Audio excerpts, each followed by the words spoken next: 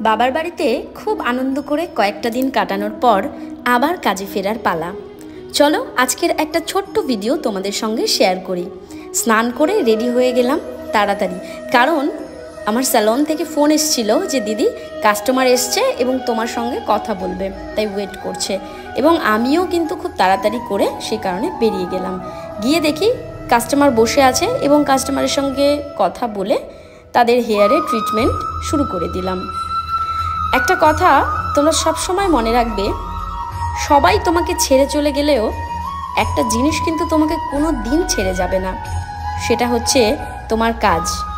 তুমি যদি তোমার কাজকে ভালোবাসো তাহলে দেখবে তোমার কাজও তোমাকে ভালোবাসবে। তাই সবাইকে একটাই কথা বলবো যে মন দিয়ে খুব ভালোবেসে নিজের কাজ করে যাও, দেখবে তোমাকে আর পেছনে ঘুরে তাকাতে হবে না।